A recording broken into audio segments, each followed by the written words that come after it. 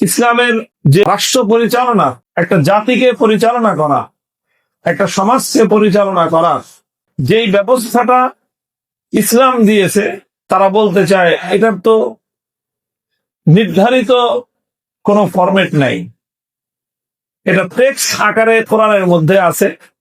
আর কোরআনে কারিমের এক একটা আয়াতের ব্যাখ্যা নিয়ে ইসলামিক স্কলারদের মধ্যে নানা রকম মত পার্থক্য আছে।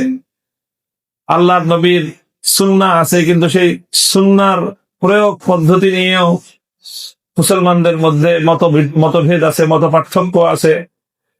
এমনকি মুসলমানদের মধ্যে তো 4টা মাযহাবই আছে। এই 4 মাযহাবের বাইরেও আরো বিশাল মানুষ রয়ে গেছে যারা নির্ধারিত 4 মাযহাবের কোন মাযহাবকে ফলো করে না। তো প্রায় সারা দুনিয়াব্যাপী মুসলমানদের মধ্যে এরপরে তো আছেই বড় একটা অংশ যারা শিয়া, যারা এই 4 মাযহাব তো দূরের কথা, ইসলামের মূল ধারাকেই যারা মানে না। সুন্নি 4 মাযহাব এবং ইসলামের এই যে 1000 বছরের মূল ধারার বাইরে আরেকটা ধারা, এত বিভক্তি বা এত ধরনের মত পার্থক্য। এখন যদি ইসলামী রাষ্ট্র প্রতিষ্ঠা হয়, তাহলে আদালত চলবে, একটা শরিয়া, এখানে দণ্ডবিধি প্রয়োগ হবে, ইসলামের বিধান অনুযায়ী বিভিন্ন আইন, বিভিন্ন কানুন প্রতিষ্ঠিত হবে। তখন প্রশ্ন উত্থাপন করে যে এই কানুনগুলো, এই আইনগুলো যে প্রয়োগ হবে, প্রতিষ্ঠিত হবে, কোন মাযহাব অনুযায়ী হবে? ইসলামে তো অনেক রকম মাযহাব আছে, কোন মতাদর্শ অনুযায়ী হবে? কোরআনের মধ্যে তো সুনির্দিষ্ট করে ধারা উপধারা হিসাবে আইনগুলোকে উল্লেখ করা নাই। নবীর হাদিসের মধ্যেও ধারা উপধারা হিসেবে, অথবা একটা সাংবিধানিক রূপ হিসেবে, অথবা আদালতের জন্য প্রয়োগযোগ্য ধারা উপধারা হিসেবে এই আইনগুলো তো ইসলামী শরিয়ার মধ্যে সেইভাবে বিন্যস্ত নাই। আর তারপরে মুসলমানদের মধ্যে এই রকম নানা মত পার্থক্য আছে, মাযহাবের মত পার্থক্য আছে, বিভিন্ন স্কুল অফ থটের পারস্পরিক মতভেদ, মত পার্থক্য আছে। কাজেই সেই হিসাবে একটা মাযহাবকে যদি বাস্তবায়ন করা হয়, তখন অন্যান্য মাযহাবের অনুসারী যারা আছে তারা কি করবে? তাদের মাযহাব অনুযায়ী একরকম কথা, এই মাযহাব অনুযায়ী আরেক রকম কথা। এখন রাষ্ট্র যদি এক মাযহাবকে বাস্তবায়ন করে, তো অন্যান্য মাযহাবের লোকজনদের মাসআলা কোথায় কি যাবে? এই জাতীয় বেশ কিছু প্রশ্ন উত্থাপন করে এক শ্রেণীর মানুষ, তারা এমন একটা কনক্লুশনে পৌঁছতে চায় যে বর্তমান সময়ে রাষ্ট্র ব্যবস্থায় ইসলামী শরিয়া বাস্তবায়ন করা সম্ভব। নাউযুবিল্লাহি মিন যালিক। প্রথম কথাই তো হলো এই যে চিন্তাটা যে কোন সময়ে কোন জায়গায় ইসলাম প্রতিষ্ঠা করা সম্ভব না, এইরকম চিন্তা মৌলিকভাবে এটাই ইসলাম সম্পর্কে, ইসলামের পূর্ণাঙ্গতা সম্পর্কে একটা ভুল ধারণা এবং এটা মারাত্মক ধরনের ভ্রান্তি, মারাত্মক ধরনের গুমরাহি। যাদের মধ্যে এইরকম চিন্তা আছে যে ইসলামের প্রয়োগ সম্ভব না, শরিয়া ভিত্তিক রাষ্ট্র ব্যবস্থা প্রতিষ্ঠা করা সম্ভব না, এইরকম চিন্তা যারা করে তারা চূড়ান্ত ভাবেই ভ্রান্ত এবং গুমরাহ।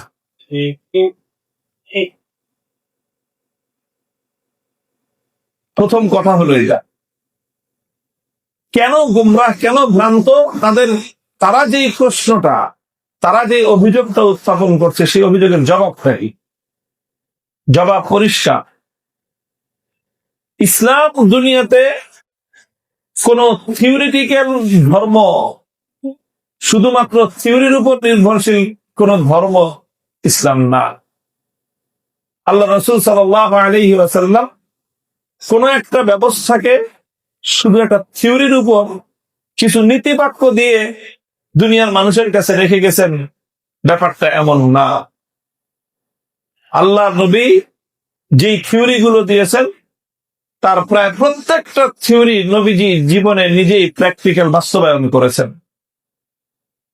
আল্লাহ নবী দুনিয়া থেকে যখন ইন্তেকাল করেন, বিদায় গ্রহণ করেন, প্রায় 12.5 লক্ষ বর্গ মাইল, আমাদের বাংলাদেশটাকে প্রায় 24টা বাংলাদেশ জোড়া দিলে যত বড় ভৌগোলিক এরিয়া হবে, এত বড় ভৌগোলিক এরিয়ায় আল্লাহ নবী ইসলামী শরিয়া বাস্তবায়ন করেছেন এবং শরিয়ার আলোকেই এই পূর্ণ এলাকার সমাজ, রাষ্ট্র, আইন, আদালত এই সবকিছু প্রতিষ্ঠিত এবং পরিচালিত হতো।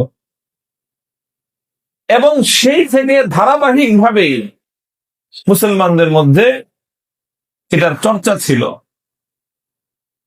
বিভিন্ন এলাকায় চর্চা ছিল। এবং সেই চর্চা করতে করতে নানা সময়ে মুসলমানদের মধ্যে এই যে মাযহাবগত যেই মত পার্থক্যগুলো তৈরি হয়েছে, এই মাযহাবগুলো মত পার্থক্যের সবকিছুকে অন্তর্ভুক্ত করেই ইসলামী রাষ্ট্র ব্যবস্থা দুনিয়াতে কোনো কাল্পনিক থিওরি না, বরং এটা ইতিহাসের বাস্তবতা, একটা প্র্যাকটিক্যাল বিষয়। এমন না যে হঠাৎ করে আজকে এসে আমরা বা মুসলমানরা ইসলামী শরিয়া বাস্তবায়নের দাবি করে, ব্যাপারটা এরকম না। বরং শরিয়া ব্যবস্থা তো পৃথিবীতে প্রতিষ্ঠিত ছিলই, 1200-1300 বছর পর্যন্ত ছিল। এবং এই 1200-1300 বছর 4 মাযহাব ছিল। এই 1200-1300 বছর ধরেই মুসলমানদের মধ্যে যে সকল মতভেদ গুলো ছিল আছে, নতুন করে গত 200 বছর বা 100 বছরে মুসলমানদের মধ্যে নতুন করে কোনো মত পার্থক্য তৈরি হয় নাই, নতুন করে কোনো মাযহাবের উদ্ভব হয় নাই। তো 1200-1300 বছর ধরে মাযহাবও ছিল, 1200-1300 বছর ধরে ইসলামী খেলাফাও ছিল, এবং সেই খেলাফা অধীনে ইসলামী রাষ্ট্র ব্যবস্থার অধীনে পরিপূর্ণ ইসলামী আদালত, বিচার ব্যবস্থা সহ পূর্ণ রাষ্ট্রযন্ত্র ইসলামের আলোকে পরিচালিত হওয়ার প্র্যাকটিক্যাল বাস্তব ঘটনাও ছিল।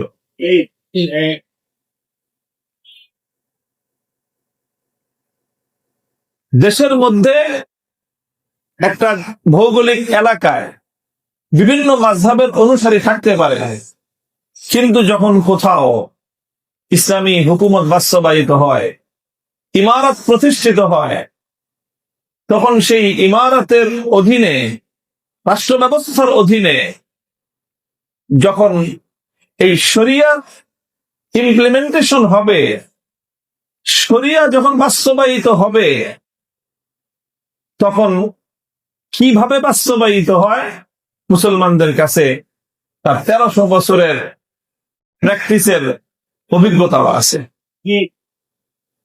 যেমন ধরেন, আমি পৃথিবীর এখন 2টা ভূখণ্ডের কথা বলি।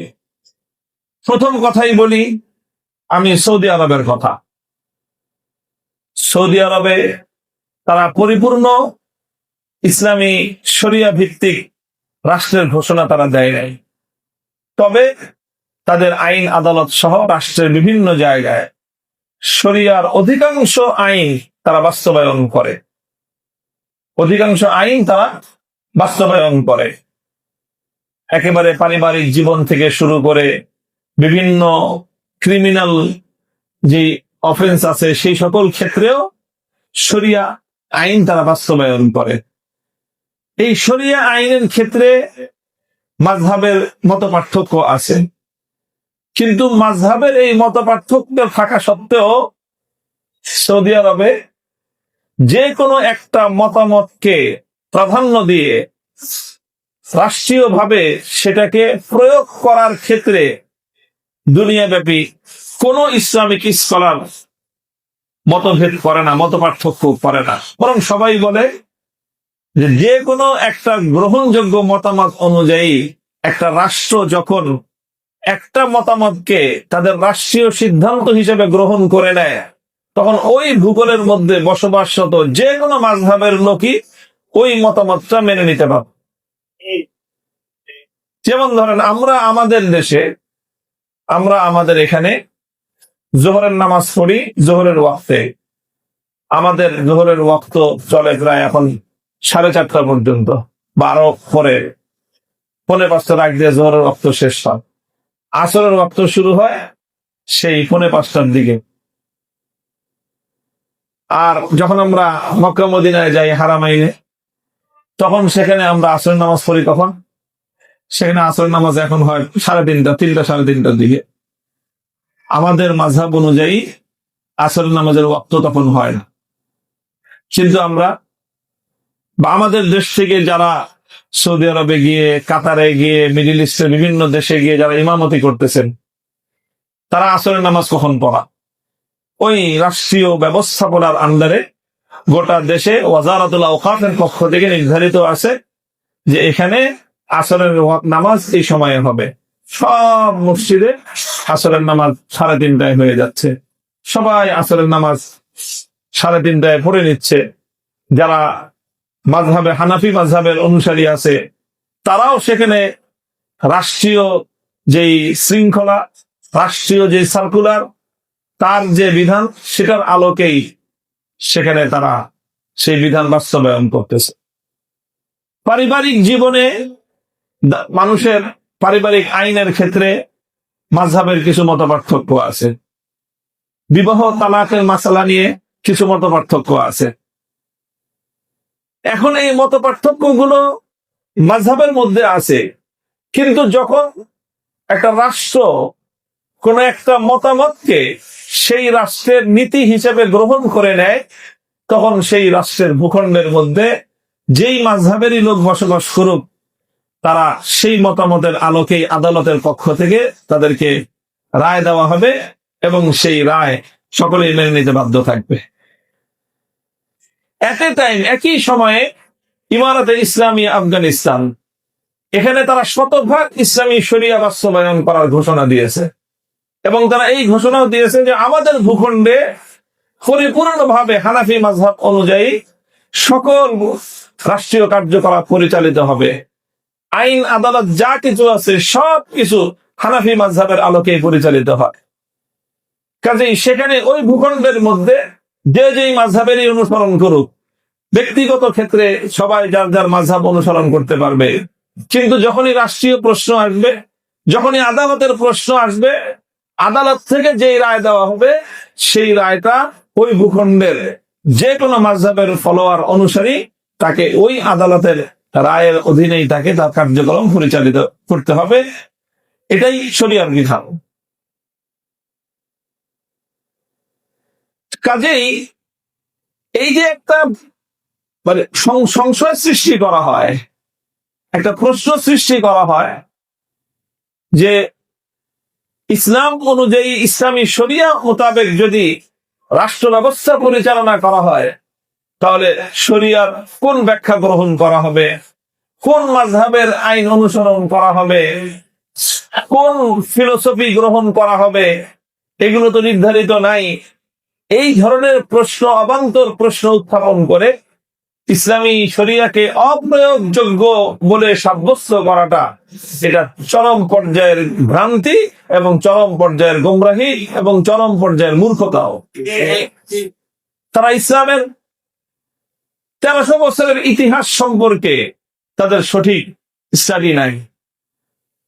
ইসলামের সর্বশেষ যেই খেলাফত ছিল, খেলাফতের রাশেদার পরে খেলাফতে বনু উমাইয়া, তারপর বনু আব্বাসিয়া, এরপরে বিভিন্ন সর্বশেষ আসলো খেলাফতে উসমানিয়া, যেটাকে অটোমান সাম্রাজ্য বলা হয়। 700 বছর পর্যন্ত এই খেলাফতে উসমানিয়া মুসলিম বিশ্বকে শাসন করেছে। এই পূর্ণ খেলাফতে ওসমানিয়ার সময়ে খেলাফতে ওসমানিয়ার রাষ্ট্রীয় মূল ফিকহ হানাফি মাযহাব ছিল এবং এই মাযহাবের অনুসরণেই সারা দুনিয়াতে আদালতগুলো পরিচালিত হতো এবং সেই আদালতের মাধ্যমে হানাফি মাযহাবের ব্যাখ্যার আলোকেই ইসলামী শরিয়ার যাবতীয় বিধিবিধান সেগুলো কার্যকর হতো।